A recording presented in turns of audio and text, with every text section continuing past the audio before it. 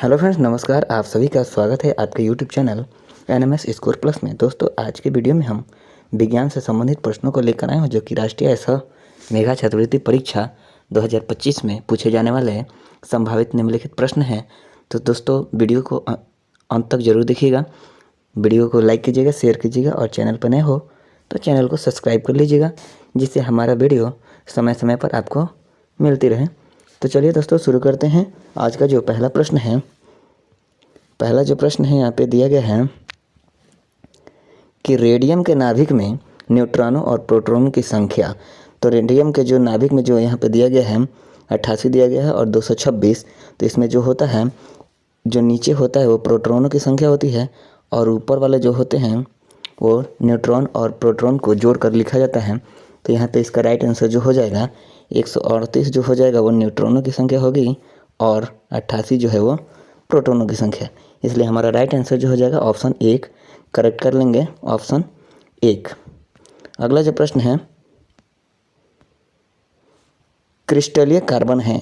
तो दूसरा जो प्रश्न है, क्रिस्टलीय कार्बन है, जैसे हीरा है, कोयला है, काजल है, इनमें से कोई नहीं। तो दोस्तों, इसका राइट आंसर जो हो जाएगा, क्रिस्टलीय कार्बन जो होता है वो हीरा होता है। ऑप्शन जो है पहला ही राइट आंसर हो जाएगा, हीरा। नेक्स्ट जो प्रश्न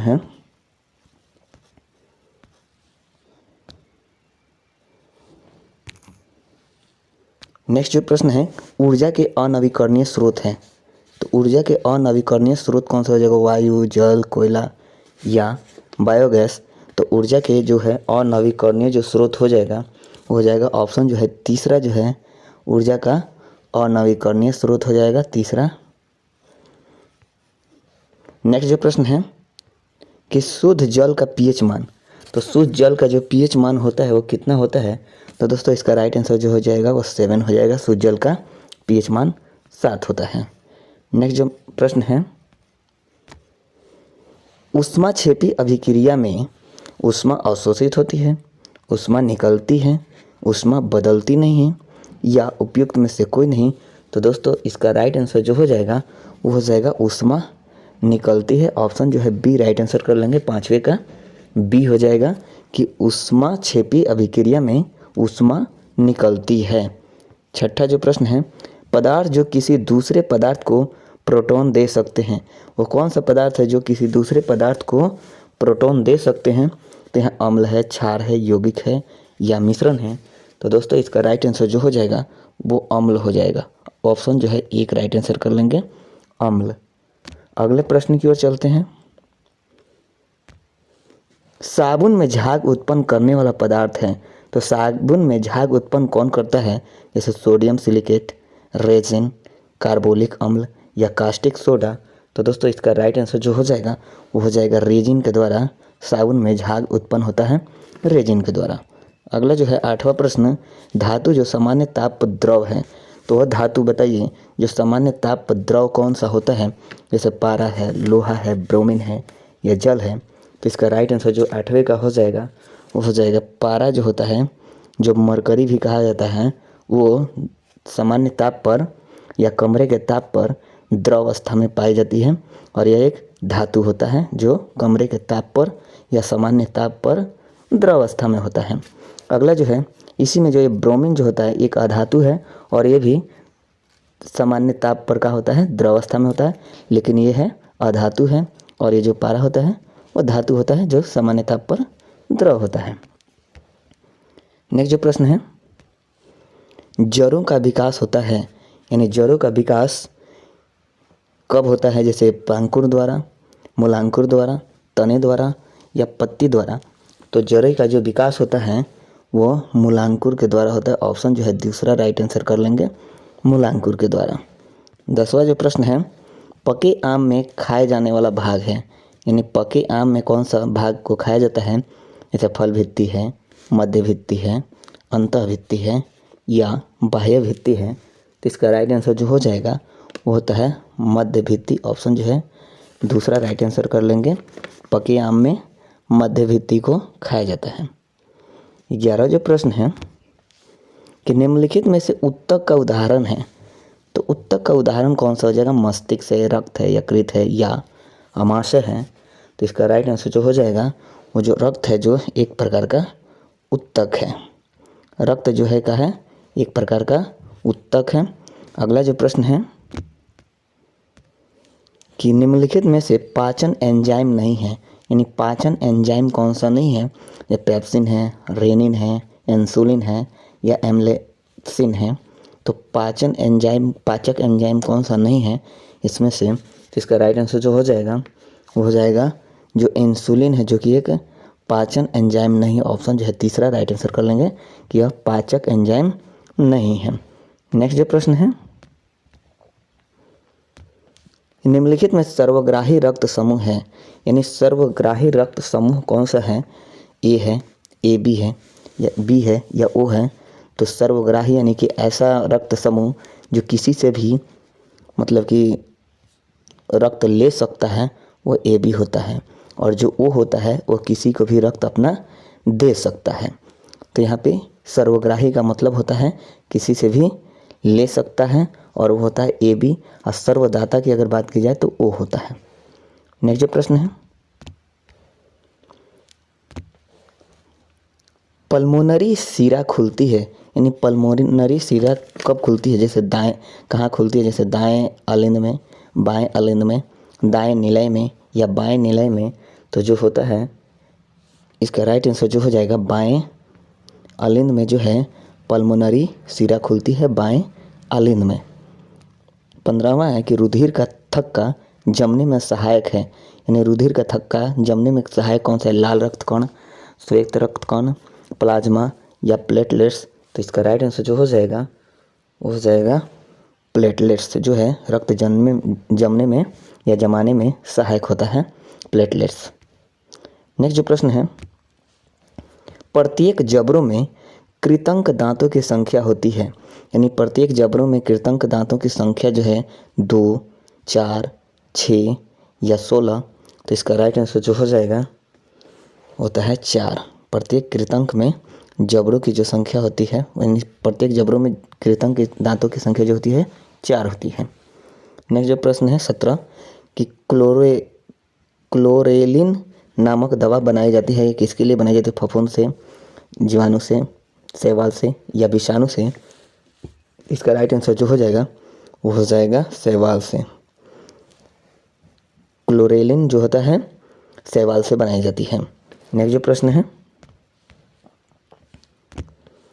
परावर्तन के नियम के अनुसार आपतन कोण सदैव परावर्तन कोण के बराबर होता है, यानी जो परावर्तन के नियम के अनुसार जो होता है आपतन कोण सदैव परावर्तन कोण के बराबर होता है। जैसे 1 से बड़ा, से कम, के बराबर या से 15 बड़ा। तो इसका राइट आंसर जो हो जाएगा 18 का वो होता है के बराबर होता है। यहाँ पे जो है के बराबर होता है, यानी कि आपतन कोण और परावर्तन कोण आपस में बराबर होते हैं।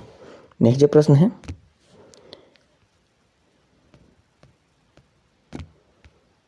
एक धातु जिसे चाकू से काटा जा सकता है, यानी ऐसा धातु जिसे चाकू से आसानी से काटा जा सकता है, आयरन, कॉपर, एल्यूमिनियम या पोटेशियम। तो इसका राइट आंसर जो हो जाएगा वो पोटेशियम को जो है दोस्तों आसानी से काटा जा सकता है। पोटेशियम को आसानी से काटा जा सकता है। सोडियम को भी आसानी से चाकू से काटा जा सकता है। नेक्स्ट जो प्रश्न है, उस कार्बोहाइड्रेट का नाम बताइए जिसका पाचन रूमिनेंट जंतुओं के द्वारा किया जा सकता है परंतु मानव के द्वारा नहीं, यानी कौन सा वो पाचन है जिसे रूमिनेंट जंतुओं के द्वारा किया जा सकता है, मानव द्वारा नहीं। जैसे सेलुलोज है, ग्लूकोज है, फ्रैक्टोज है, इनमें से कोई नहीं। तो इसका राइट आंसर जो कर लेंगे वो हो जाएगा ऑप्शन 1 जो है सेलुलोज जो होता है वह जंतुओं के द्वारा होता है। नेक्स्ट जो प्रश्न है, दलहन पौधों में नाइट्रोजन स्थिरीकरण में सहायक जीवाणु है, यानी दलहन पौधों में नाइट्रोजन स्थिरीकरण में सहायक जीवाणु कौन सा है। लैक्टोबैसिलस, राइजोबियम, प्लाज्मोडियम या स्ट्रेप्टोमाइसिन। तो इसका राइट आंसर जो हो जाएगा वो हो जाएगा ऑप्शन 2 राइजोबियम। राइजोबियम इसका राइट आंसर कर लेंगे दूसरा। अगला जो प्रश्न है, मेढक शोषण करते हैं, यानी मेढक शोषण त्वचा से करते हैं, फेफड़ों से, क्लोम द्वारा या त्वचा तथा फेफड़ों दोनों से। तो इसका राइट आंसर जो हो जाएगा वो चौथा हो जाएगा, त्वचा और फेफड़ों दोनों से करते हैं। मेढक जो है जो श्वसन की क्रिया है वो त्वचा और फेफड़ा दोनों से करते हैं। नेक्स्ट जो प्रश्न है कि पादप कोशिका को जंतु कोशिका से भिन्न करती है, यानी पादप कोशिका जंतु कोशिका से किस तरह भिन्न करती है? कोशिका झिल्ली के द्वारा, कोशिका भित्ति के द्वारा, या केंद्रक झिल्ली, या रिक्तिका। तो इसका राइट आंसर कर लेंगे हम, वो जो हो जाएगा कोशिका भित्ति के द्वारा भिन्न करती है। कोशिका भित्ति याद रख लेंगे। मानव जैसे जंतु कोशिका और पादप कोशिका में भिन्न कौन है? कोशिका भित्ति। नेक्स्ट जो प्रश्न है कि मानव शरीर की सबसे बड़ी ग्रंथि है, सबसे बड़ी ग्रंथि कौन से? जैसे क्षुद्रांत्र, बृहद्रांत्र, अमाशय या यकृत। तो इसका राइट आंसर जो हो जाएगा वो यकृत जो होता है मानव शरीर की सबसे बड़ी ग्रंथि है। यकृत चौथा नंबर राइट आंसर कर लेंगे।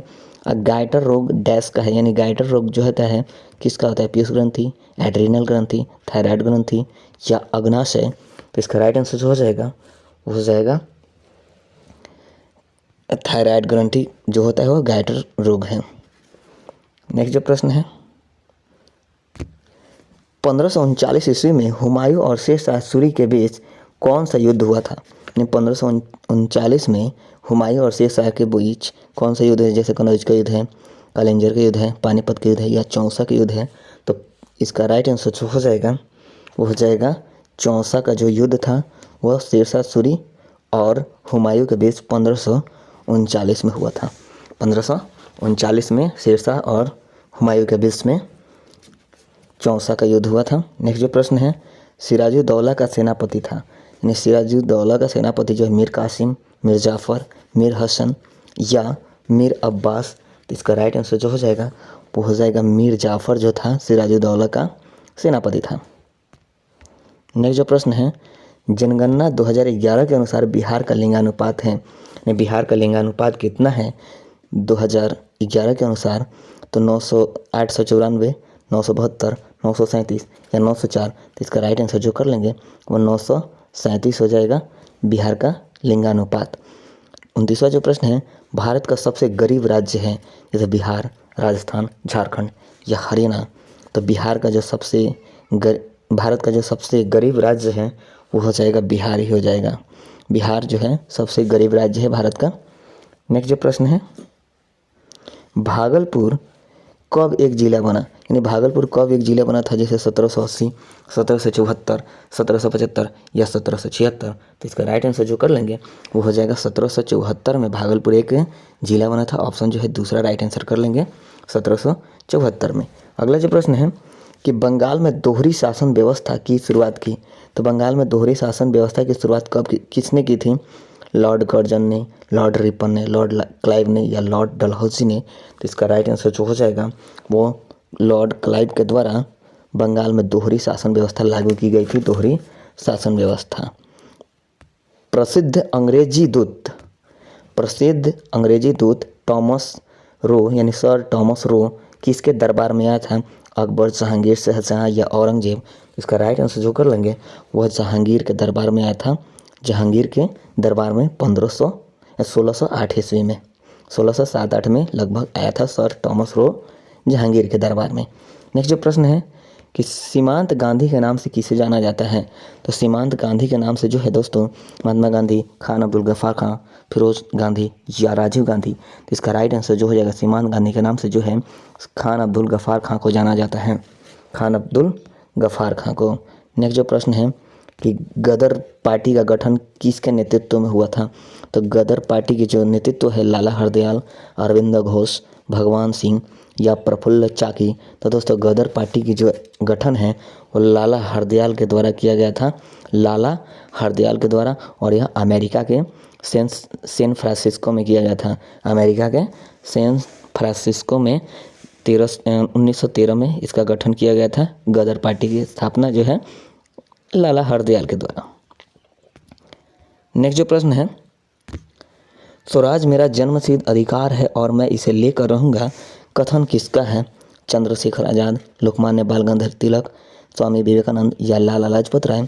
तो दोस्तों इसका राइट आंसर जो हो जाएगा स्वराज मेरा जन्मसिद्ध अधिकार है और मैं इसे लेकर रहूँगा, यह लोकमान्य बाल गंगाधर तिलक के द्वारा किया गया है। तो दोस्तों आज के वीडियो में ये पूरे 35 प्रश्न जो कि विज्ञान और इतिहास से मैंने ये प्रश्न तैयार किया था। तो दोस्तों ये सभी प्रश्न याद रख लीजिएगा, एग्ज़ाम में आने की पूरी संभावना है। तब तक के लिए जय हिंद दोस्तों।